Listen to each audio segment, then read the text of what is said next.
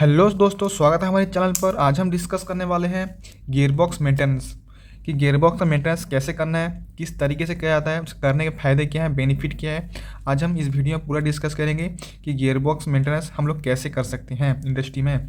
सबसे पहले आगे बढ़ने से पहले सबसे पहले हम जान लेते हैं कि जो गियरबॉक्स होता है हम किसे कहते हैं, गियरबॉक्स का यूज क्या है, गियरबॉक्स हम लोग किस लिए यूज करते हैं, ये हम पहले जान लेते हैं। ओके, देखिए ये गियर यहाँ पे मैं लिखा हूँ, देख सकते हैं आप, उसे आपको बता रहा हूँ। ये gearbox is a mechanical device, ठीक है।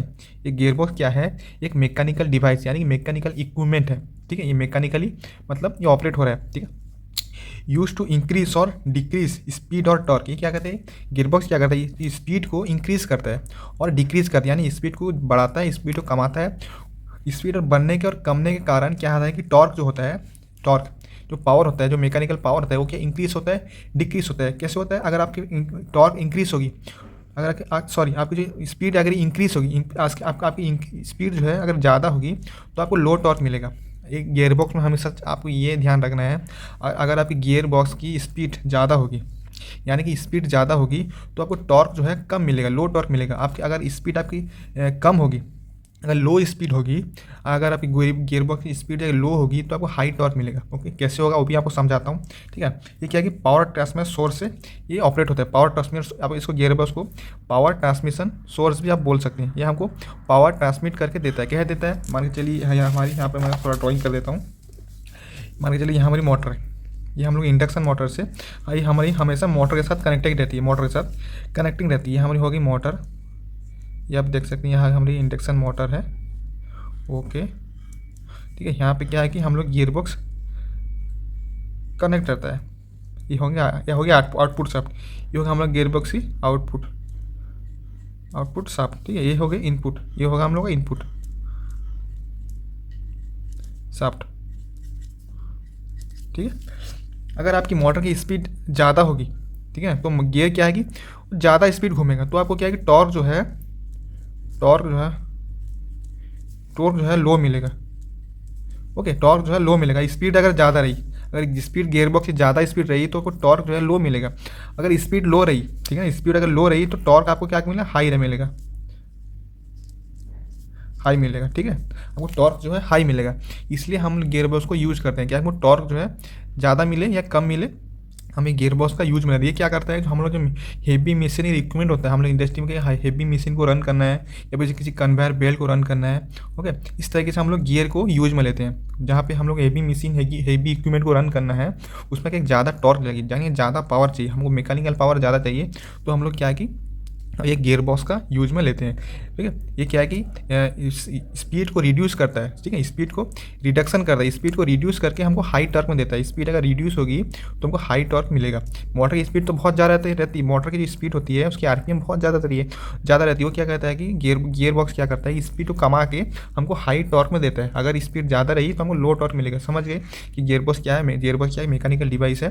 ये क्या है कि हमको पावर ट्रांसमिशन के लिए हम लोग यूज़ करती हैं। ये क्या करता है कि स्पीड को रिड्यूस करके हमको हाई टॉर्क में देता है।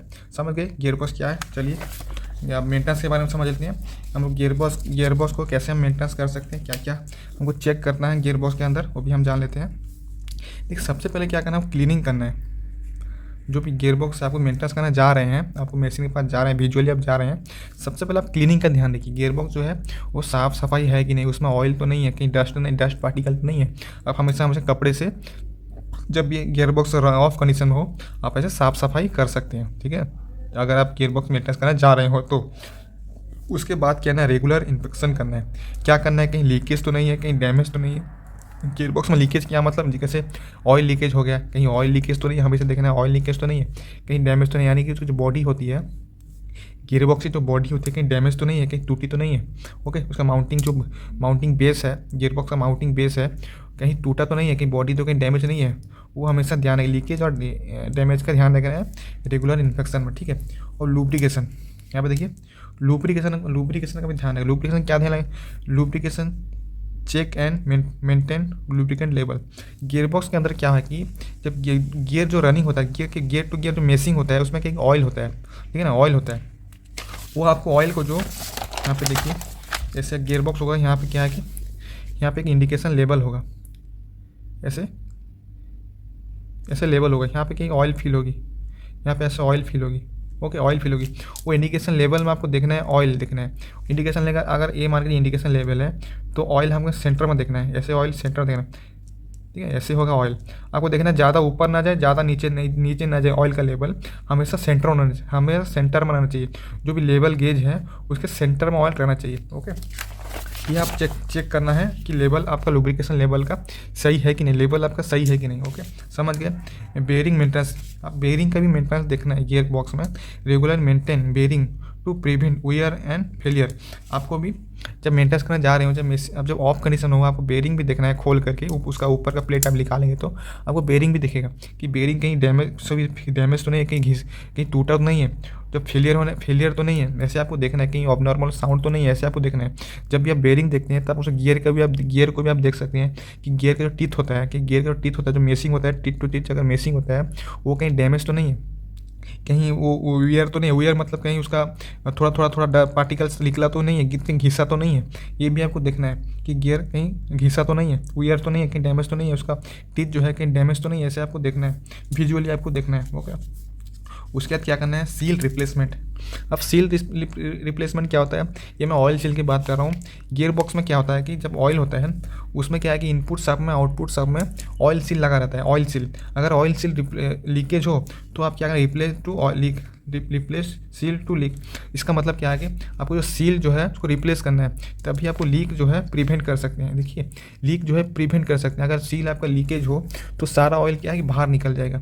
जब बाहर निकल जाएगा तो आपका गियर जो है वो डैमेज हो सकता है, यानी कि टूट सकता है। क्यों टूटेगा, जब ऑयल ही नहीं रहेगा गियर बॉक्स के अंदर, ऑयल ही नहीं रहेगा तो क्या है कि गियर बॉक्स क्या है जी मेसिंग होगा। तो टीट टूटे अगर मेसिंग हुआ तो ओवरहीट होगा मतलब वो सूखा जब चलेगा, गियर सूखा जब चलेगा, ऑयल ही नहीं रहेगा तो लुब्रिकेशन नहीं रहेगा तो गियर क्या टूटने का चांस रहता है, बेरिंग भी फेलियर होने का चांस रहता है, ठीक है। जब आपकी जो ऑयल सील का लीकेज हो तो आपको चेंज करना है, ठीक है। अगर ये सारी इतना जो बेरिंग मेंटेनेंस करने का, ये जो बेरिंग मेंटेनेंस किया उसका बेनिफिट क्या है वो भी आपको बता देता हूँ। तो आप इतना अगर मेंटेनेंस आप कर रहे हैं, ठीक है, क्लीनिंग कर रहे हैं, रेगुलर इंस्पेक्शन करना है, लुब्रिकेशन कर रहे हैं, बेरिंग मेंटेनेंस कर रहे हैं, ठीक है, सील रिप्लेस कर रहे हैं, इसका बेनिफिट क्या है, ये करने का सारा बेनिफिट क्या है वो भी आपको बता देता हूँ मैं। देखिए, बेनिफिट्स ऑफ मेंटेनेंस, यहाँ पर देखिए मैं पहले ही लिखा हूँ बेनिफिट्स ऑफ मेंटेनेंस। इसका करने का बेनिफिट क्या है, ये क्या कि एक्सटेंड गियर बॉक्स लाइफ, ठीक है। जो गियर बॉक्स का लाइफ है वो बढ़ा देता है, जो इसकी लाइफ है वो बढ़ा देता है। वो जब मान के चलिए 1 साल चलने वाला वो 10 साल चलेगा अगर ये मेंटेनेंस आप करते हैं तो।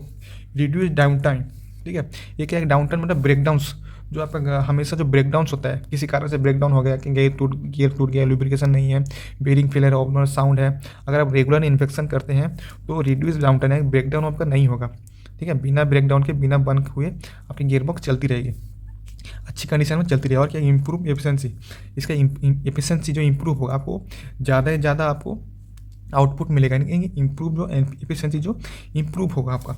दूसरा क्या होगा, कॉस्ट सेविंग।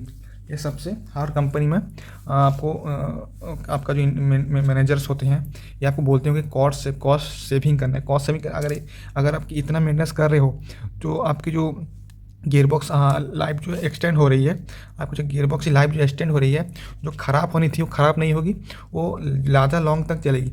तो क्या है कि आपको कॉस्ट सेविंग हो रहा है, उससे भी आपका कॉस्ट सेविंग होगा। जो फेलियर, अगर आपकी जो गियर बॉक्स का फेलियर ही नहीं होगी तो आप उसको कुछ रिप्लेस नहीं करना पड़ेगा, तो कि उसमें क्या होगा, कॉस्ट सेविंग होगा, ठीक है। ये आपकी कॉस्ट सेविंग भी आपकी करती है गियर बॉक्स, ठीक है। आई होप आपको समझ आ गया कि गियर बॉक्स मेंटेनेंस कैसे करना है, ये सब करने का बेनिफिट्स क्या है। आई होप आपको वीडियो अच्छी लगी।